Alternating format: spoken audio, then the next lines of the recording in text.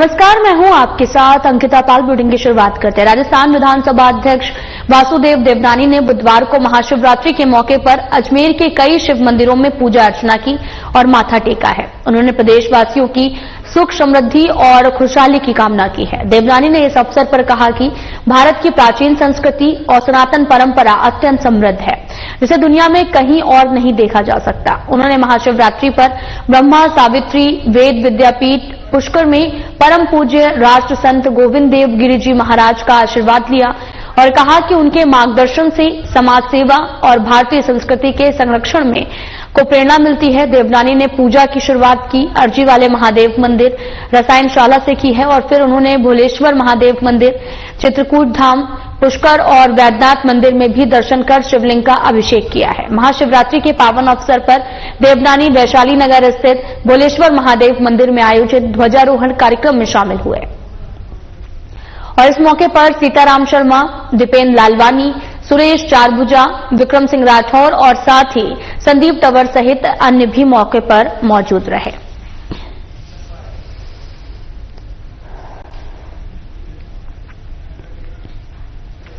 BJP प्रदेश अध्यक्ष मदन राठौर ने BJP कार्यालय में प्रेस वार्ता की है, जिसमें उप मुख्यमंत्री डॉक्टर प्रेमचंद बैरवा और कैबिनेट मंत्री सुमित गोदारा भी मौके पर मौजूद रहे। राठौर ने कहा कि अशोक गहलोत की सरकार में उप मुख्यमंत्री से लगातार लड़ाई होती रही है, जिससे सरकार चलाने का समय ही नहीं मिला। उन्होंने आरोप ये भी लगाया कि गहलोत सरकार में पुलिस कमजोर थी और माफियाओं को पनपने दिया है, और जबकि बीजेपी सरकार ने अपराध पर लगाम लगाई है। साथ ही राठौर ने कांग्रेस पर भी आरोप लगाते हुए कहा कि वे विधानसभा में हर दिन विवाद खड़ा करना चाहते हैं। उन्होंने गोविंद सिंह डोडसरा को आड़े हाथों लेते हुए कहा कि डोडसरा ने सदन की गरिमा को नुकसान पहुंचाया है और असंसदीय भाषा का इस्तेमाल किया। उन्होंने कहा कि कांग्रेस को माफी मांगनी चाहिए, सदन की कार्रवाई में सहयोग करना चाहिए। राठौर ने यह भी कहा कि गहलोत और डोडसरा को सदन का सम्मान करना चाहिए और अपनी भाषा पर काबू पाना चाहिए। साथ ही उन्होंने आरोप लगाया कि कांग्रेस संविधान का पालन नहीं करती, बल्कि उसे अपनी जेब में रखती है। गहलोत सरकार में पुलिस मजबूर थी और आज भी मजबूत है।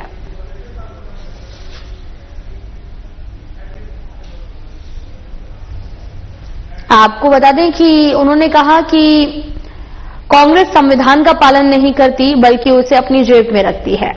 गहलोत सरकार में पुलिस मजबूत है। जहां पर बीजेपी प्रदेश अध्यक्ष मदन राठौर ने प्रेस वार्ता की और राठौर ने गहलोत सरकार पर आरोप लगाए और साथ ही उन्होंने कहा कि डोडसरा की भाषा पर आपत्ति जताई है। बीजेपी सरकार ने अपराध पर लगाम लगाया है और कांग्रेस पार्टी लोकतंत्र विरोधी पार्टी है।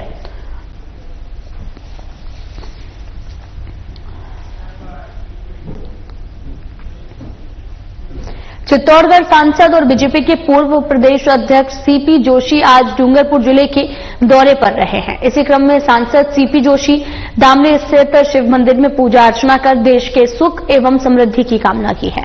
इस अवसर पर दामली के सर्व समाज और सनातन धर्म प्रेमियों उनका ऊपर जो है उड़ाकर उनका स्वागत किया है।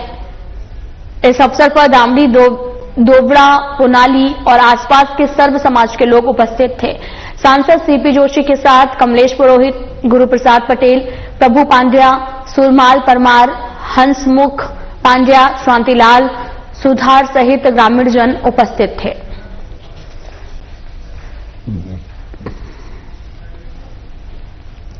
सीपी जोशी का डूंगरपुर दौरा हुआ। इस दौरान दामली शिव मंदिर में उन्होंने पूजा अर्चना की। तस्वीरें भी दिखा रहे हैं आपको, जहां पर उपरना उड़ाकर सीपी जोशी का स्वागत भी किया गया। साथ ही आपको यह भी बता दें कि चित्तौड़गढ़ सांसद और बीजेपी के पूर्व प्रदेश अध्यक्ष सीपी जोशी आज डूंगरपुर जिले के दौरे पर रहे हैं। सीपी जोशी दामली स्थित शिव मंदिर में पूजा अर्चना की है। देश के सुख एवं समृद्धि की कामना की है। साथ ही इस अवसर पर दामली के सर्व समाज सनातन धर्म प्रेमियों द्वारा उनका स्वागत किया गया है। इस अवसर पर दामली, दोबड़ा, पुनाली और आसपास के सर्व समाज के लोग उपस्थित रहे।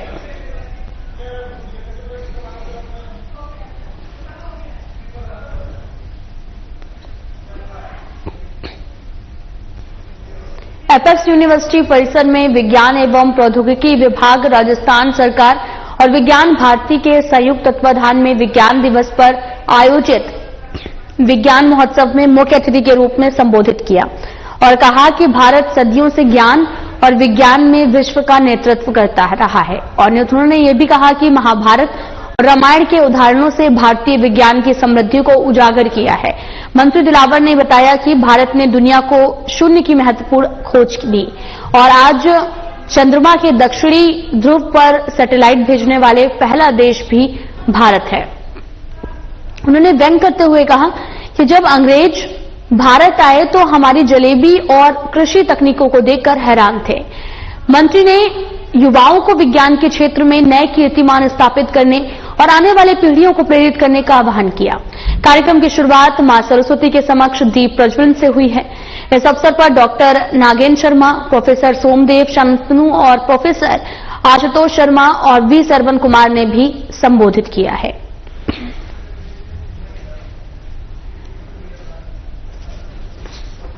भारती द्वारा 2 दिवसीय राजस्थान विज्ञान महोत्सव और हर वर्ष इसका आयोजन करते हैं। ये विद्यार्थी भारतीय साइंस के जानकार हैं, जो आगे बढ़ना चाहते हैं उसके लिए प्रेरणा बनता है।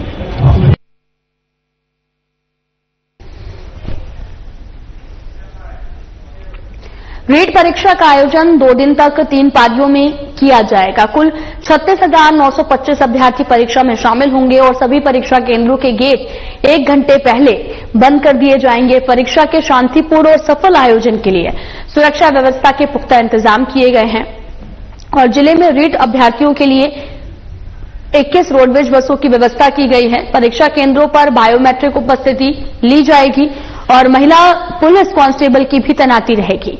इस परीक्षा में अन्य जिलों से भी अभ्यर्थी शामिल होंगे। परीक्षा के आयोजन के लिए 1300 से भी अधिक परीक्षा विषय भी लगाए गए हैं। जिला पुलिस प्रशासन ने परीक्षा के सफल आयोजन के लिए पूरी तैयारियां भी कर ली हैं।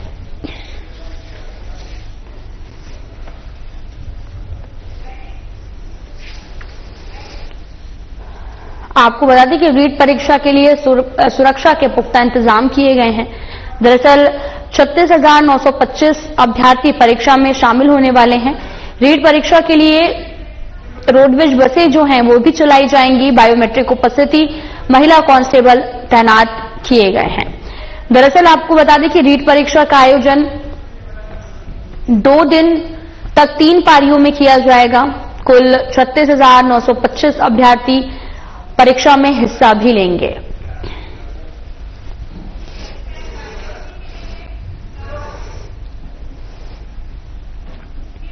बानसूर के रामपुर में आज चूड़सिद्ध बाबा की सवारी निकाली गई। बाबा की सवारी जांगीर मोहल्ले से शाम को करीब 3 बजे निकाली गई। यात्रा कस्बे के मुख्य बाजारों से होती हुई देर रात तक मंदिर पहुंचेगी, जहां पर रात को जागरण होगा और बाबा का विशाल मेला भरेगा। साथ ही कस्बे में ये परंपरा चली आ रही है कि बाबा की सवारी निकलने पर जो है वो ग्रामीण बाबा के दर्शन करने के बाद में महाशिवरात्रि का व्रत खोलते हैं और सवारी गाजे बाजे के साथ में कस्बे के बीच से होकर निकलती है। इस दौरान ग्रामीण घर में शुभ कार्य और नवविवाहित दंपत्ति बाबा को पगड़ी बांधकर सुखी जीवन की कामना करते हैं। बानसूर क्षेत्र में चूड़सिद्ध बाबा के मेले को शुरुआत भी की जाती है। बाबा का सबलपुरा ग्राम पंचायत से करीब 2 किलोमीटर दूर पहाड़ियों के बीच में प्राकृतिक गुफा में चूड़सिद्ध बाबा का विशाल मंदिर है, जहां गुरुवार को मेला भरेगा और मेले में आसपास के क्षेत्र में हजारों की संख्या में श्रद्धालुओं का पहुंचना भी शुरू हो गया है। दरअसल चूड़सिद्ध बाबा की सवारी यात्रा निकाली जाएगी और यहां पर बाबा की सवारी जांगीर मोहल्ले से शाम को करीब 3 बजे निकली और यात्रा मुख्य बाजारों से होती हुई देर रात तक मंदिर पहुंचेगी और साथ ही रात को जागरण होगा। बाबा का विशाल मेला भरेगा। कस्बे से ये परंपरा भी चली आ रही है कि बाबा की सवारी निकलने पर ग्रामीण बाबा के दर्शन करने के बाद महाशिवरात्रि का व्रत भी खोलते हैं। सवारी गाजे बाजे के साथ कस्बे के बीच से होकर निकलती है और इस दौरान आपको ये भी बता दें कि बाबा का सबलपुरा ग्राम पंचायत से करीब 2 किलोमीटर दूर पहाड़ियों के बीच प्राकृतिक गुफा में चूड़ स्थित बाबा का विशाल मंदिर है, जहां गुरुवार को मेला भी भरेगा और इस दौरान बड़ी संख्या में लोग जो हैं वो निकले और इस दौरान श्रद्धालुओं का पहुंचना भी शुरू हो गया है।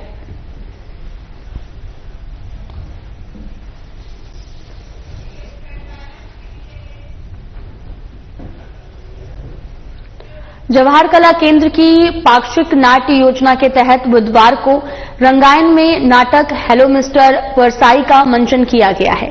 ये नाटक प्रसिद्ध व्यंगकार हरिशंकर परसाई की 3 प्रमुख कहानियों साहब महत्वाकांक्षी, इंस्पेक्टर राम सिंह की ट्रेनिंग और राम भरोसे का इलाज पर आधारित था।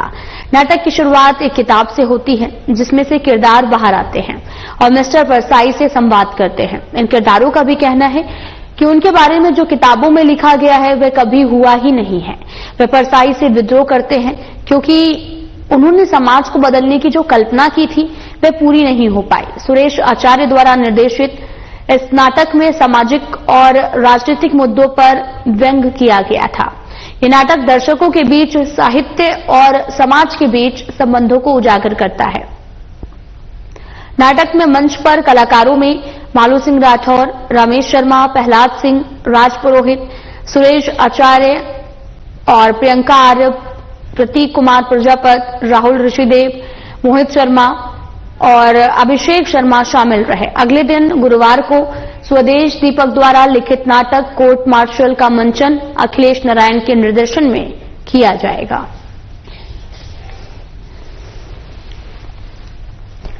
जवाहर कला केंद्र की पाक्षिक नाट्य योजना के तहत में रंगायन नाटक प्रस्तुत किया गया।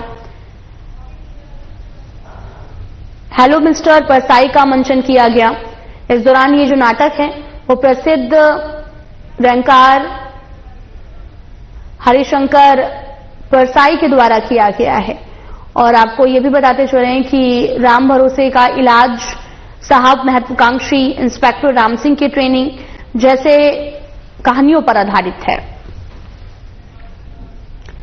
नाटक की शुरुआत एक किताब से हुई है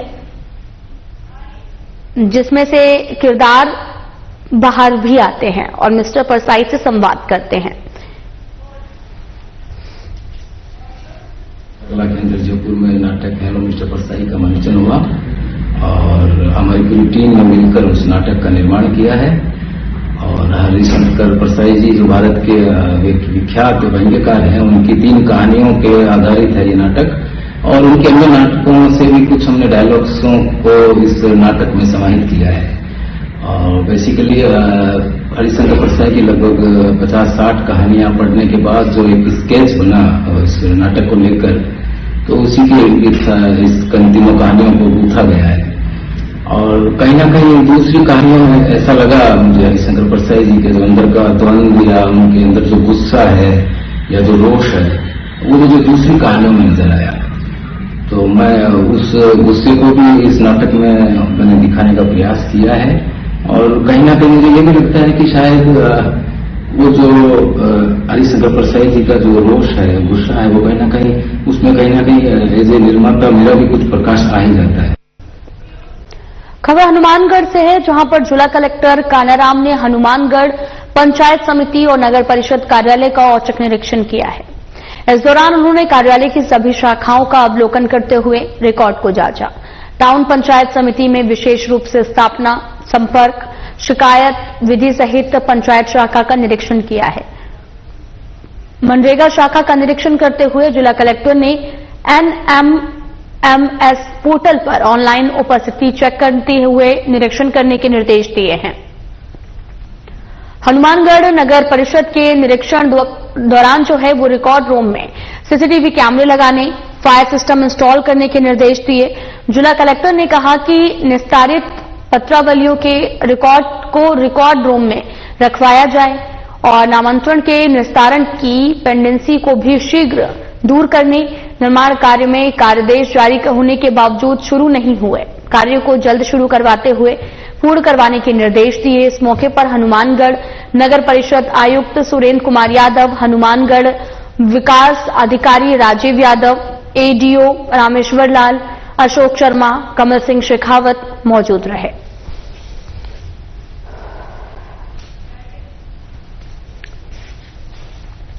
आपको बता दें कि खबर हनुमानगढ़ से है, जहां जिला कलेक्टर कानाराम ने हनुमानगढ़ पंचायत समिति और साथ ही आपको यह भी बताते चले कि नगर परिषद कार्यालय का औचक निरीक्षण किया है। इस दौरान सभी शाखाओं का अवलोकन करते हुए रिकॉर्ड को जांचा गया है। टाउन पंचायत समिति में विशेष रूप से स्थापना, संपर्क, शिकायत सहित पंचायत शाखा का निरीक्षण हुआ और मनरेगा शाखा का निरीक्षण करते हुए जिला कलेक्टर ने एनएमएस पोर्टल पर ऑनलाइन उपस्थिति दर्ज करवाई है।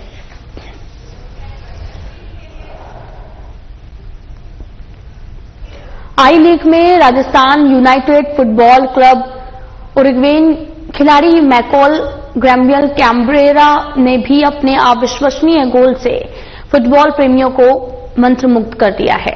रियल कश्मीर के खिलाफ जयपुर में हुए मुकाबले में उन्होंने खेल के पहले हाफ में ऐसा गोल दागा जिसे मौजूदा सीजन का सर्वश्रेष्ठ गोल माना जा रहा है।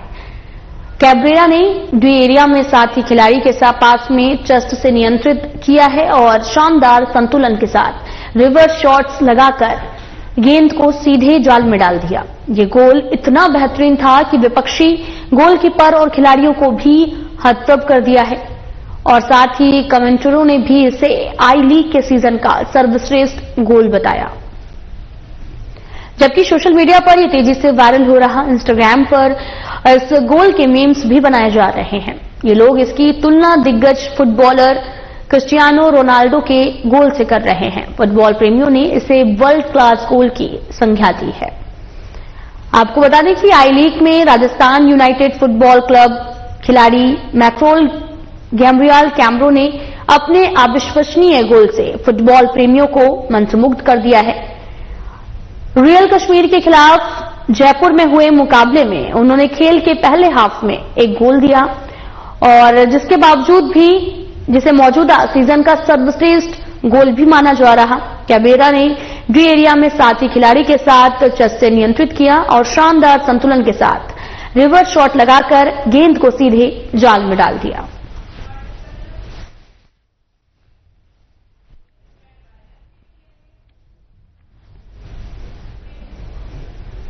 सोमवार को टीबी मुक्त ग्राम पंचायत अभियान के अंतर्गत मिनी स्वास्थ्य भवन सेठी कॉलोनी स्थित सभागार कक्ष में एक कार्यशाला का आयोजन किया गया।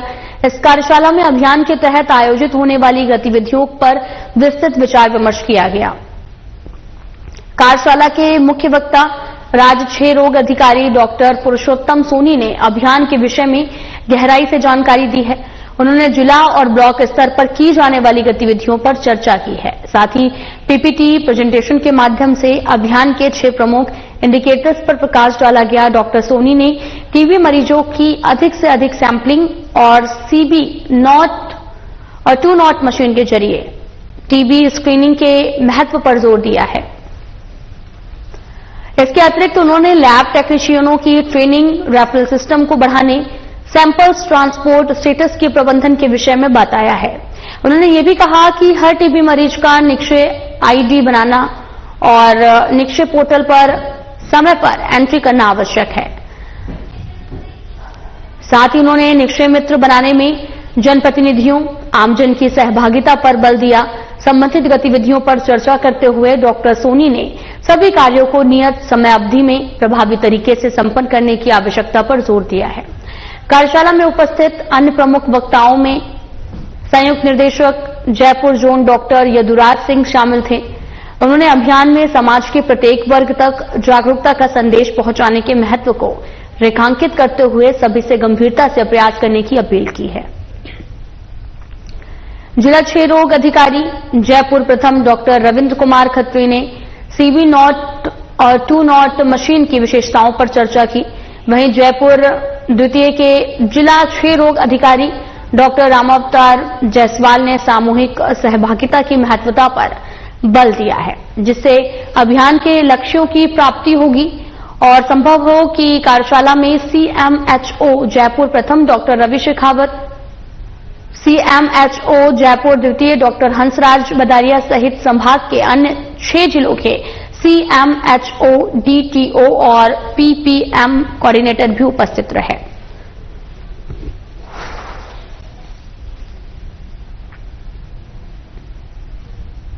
चित्तौड़गढ़ जिला अंतर्गत पुलिस थाना कपासन और साइबर सेल की टीम ने संयुक्त कार्रवाई करते हुए अलग अलग स्थानों से 84 विद्युत ट्रांसफार्मरों से ऑयल चोरी होने की वारदातों का खुलासा किया है और 7 आरोपियों को गिरफ्तार कर वारदातों में प्रयुक्त 2 ड्रिल मशीन, 2 ऑयल भरी जरिकेन और 1 ऑल्टो कार एवं 1 मोटरसाइकिल को जब्त किया है। एसपी जोशी ने भी बताया कि 17 फरवरी को जेईएनआरएससीबी कपासन अमित कुमार ने रिपोर्ट दी है कि 2 फरवरी को छापरी और 7 फरवरी को बलराडा गांव के खेतों पर लगे विद्युत ट्रांसफार्मरों से अज्ञात बदमाश रात के समय ट्रांसफार्मरों में ड्रिल मशीन से छेद करके ऑयल चोरी कर लेते हैं।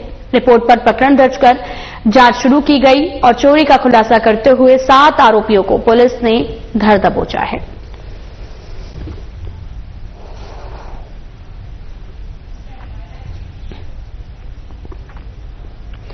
दौसा जिले के महवा थाना पुलिस ने एक सनसनीखेज ब्लाइंड मर्डर का खुलासा किया। आरोपी पति गिरिराज सिंह गुर्जर ने अपनी पत्नी भगवानी देवी की हत्या कर शव को जलाकर दाह संस्कार कर दिया है और किसी को सूचना नहीं दी। पुलिस ने आरोपी को गिरफ्तार किया, जो कि अपनी पत्नी को शारीरिक और मानसिक रूप से प्रताड़ित करता था। पुलिस टीम ने घटनास्थल से मिले साक्ष्यों और गहन पूछताछ के बाद में आरोपी को पकड़ने में सफलता हासिल की। इस खुलासे में सीओ मनोहर लाल और एसएचओ राजेंद्र कुमार समेत अन्य पुलिसकर्मियों की महत्वपूर्ण भूमिका रही है।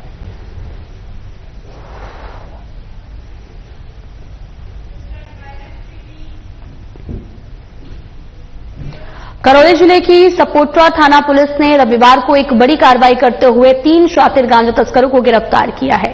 पुलिस ने इन आरोपियों के पास से 30 किलो 200 ग्राम गांजा, 2.55 लाख रुपए नकद और 1 कार, 3 मोबाइल फोन और नापतोल में इस्तेमाल होने वाले इलेक्ट्रॉनिक कांटा जब्त किया और ये तस्कर उत्तर प्रदेश से गांजा लाकर भरतपुर, दौसा, करौली, सवाई माधोपुरा और साथ ही आसपास के क्षेत्रों में सप्लाई करते थे। गिरफ्तार किए गए आरोपियों में दाताराम गुर्जर, अजय कुमार और मनीराम मीना शामिल हैं। साथ ही एसपी ब्रजेश ज्योति ने भी बताया कि नशे के कारोबार पर कड़ी कार्रवाई करने के लिए विशेष अभियान चलाया जा रहा है। उन्होंने पुलिस टीम को भी व्यापार में लिप्त लोगों के खिलाफ ठोस और प्रभावी कार्रवाई करने के निर्देश दिए हैं। रविवार को मुखबिर की सूचना पर पुलिस ने कार्रवाई करते हुए निमोदा रेलवे अंडरपास के पास एक कार को रुकवाया, लेकिन कार सवार पुलिस को देखकर भागने लगे। बाद में पुलिस ने उन्हें घेर कर पकड़ा और तलाशी में गांजा और अन्य सामान बरामद किया है। इस कार्रवाई से एसएचओ धारा Singh, SI Suresh, ASI Harkesh, constable Murari, Ramraj सहित आपको बताते चलें कि जिनमें कांस्टेबल मुरारीलाल और रूकम सिंह की विशेष भूमिका भी रही है।